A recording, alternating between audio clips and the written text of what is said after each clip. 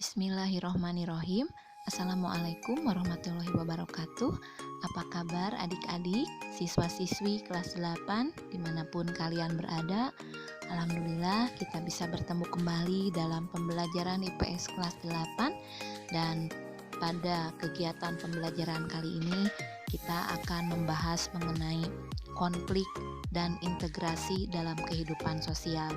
Dan kita awali dari pembahasan konflik dalam kehidupan sosial terlebih dulu.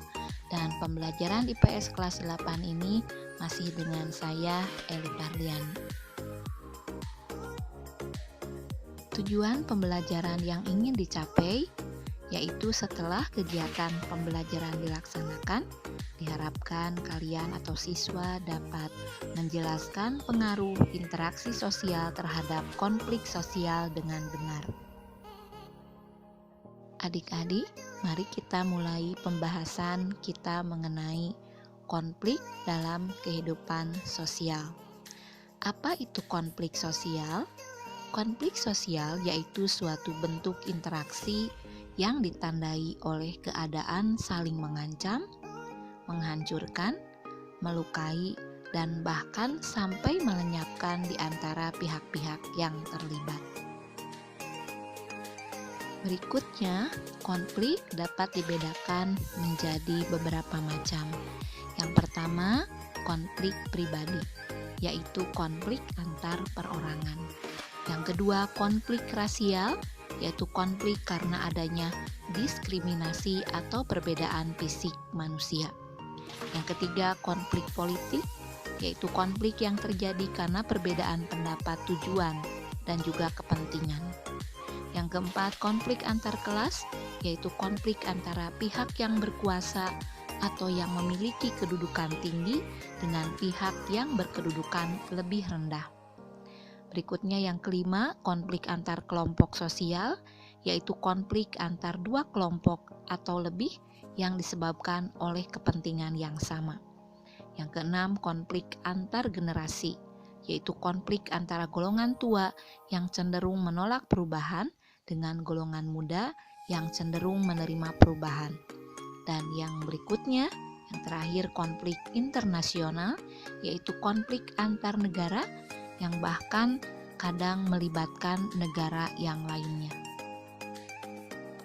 Berikutnya, faktor penyebab terjadinya konflik sosial. Yang pertama yaitu perbedaan individu atau antar perorangan. Dalam bermasyarakat, individu satu dengan yang lainnya tidak selalu sependapat mengenai pandangan tertentu.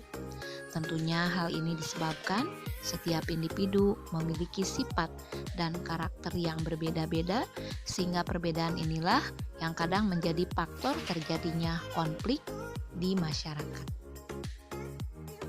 Selanjutnya, faktor yang kedua, perbedaan latar belakang kebudayaan. Indonesia memiliki perbedaan budaya yang beragam. Perbedaan ini dapat mendorong terjadinya konflik. Hal ini disebabkan perbedaan pola pikir, watak, tabiat, dan tingkah laku dari masing-masing kebudayaan. Selain itu, konflik yang diawali dari kebudayaan umumnya disebabkan tidak adanya rasa saling menghormati dan menghargai satu sama lainnya. Yang ketiga, perbedaan kepentingan. Perbedaan kepentingan dapat mencakup segi politik, sosial budaya, ekonomi, kemudian keamanan, sumber daya, dan yang lainnya. Kenapa bisa terjadi konflik?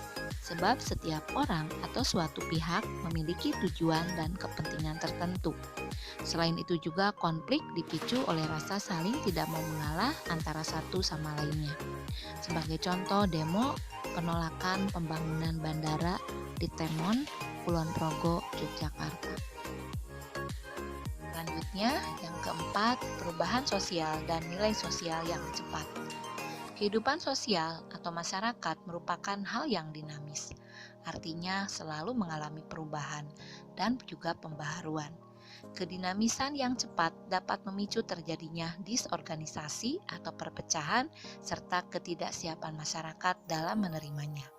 Hal ini akan memantik terjadinya konflik sosial di lingkungan masyarakat. Selanjutnya, akibat yang ditimbulkan dari konflik sosial. Yang pertama, meningkatnya solidaritas sesama anggota kelompok. Terjadinya konflik dengan kelompok lain terkadang dapat meningkatkan solidaritas sesama anggota kelompok atau yang disebut in-group solidarity yang sedang mengalami konflik dengan kelompok lain.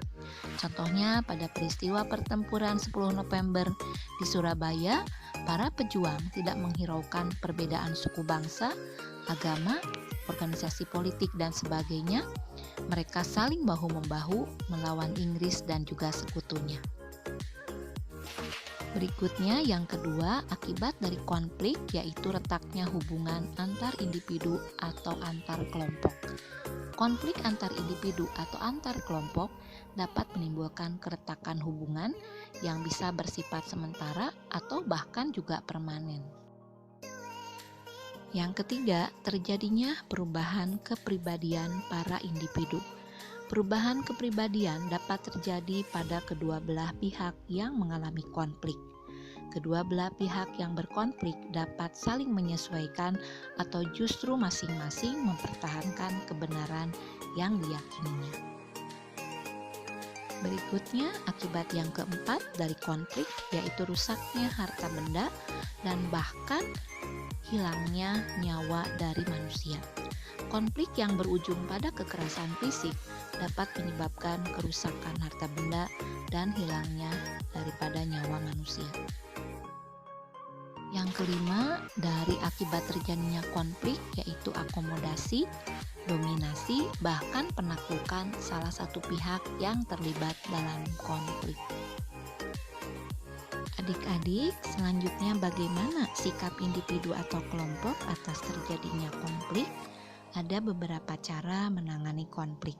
Yang pertama yaitu menghindar. Kadang ada orang yang merasa tidak ada manfaatnya melanjutkan konflik dengan orang atau kelompok lain. Hal ini mungkin disebabkan dia berkeyakinan bahwa ia tidak akan menang dalam menghadapi lawan konfliknya. Ia akan mengorbankan tujuan pribadi atau hubungannya dengan orang lain. Orang ini berusaha menjauhi masalah yang menimbulkan konflik ataupun orang yang bertentangan dengannya. Yang kedua yaitu dengan memaksakan kehendak. Terdapat individu atau kelompok yang memandang bahwa pendapat atau idenya paling benar. Oleh karena itu, dengan segala cara, konflik harus berakhir dengan kemenangan di pihaknya. Dia atau mereka akan berusaha menguasai lawan-lawannya dan memaksa lawan menerima penyelesaian yang diinginkannya. Orang atau kelompok dengan tipe ini adalah yang tidak peduli terhadap orang lain. Ketiga, yaitu menyesuaikan kepada keinginan orang lain. Terdapat individu yang ingin diterima dan disukai orang lain. Ia merasa bahwa konflik harus dihindari demi keserasian dan ia tidak mau membicarakan masalah konflik jika akhirnya akan merusak hubungan baik. Selain itu, ia khawatir konflik akan membuat orang terluka dan hal itu akan menghancurkan hubungan pribadi.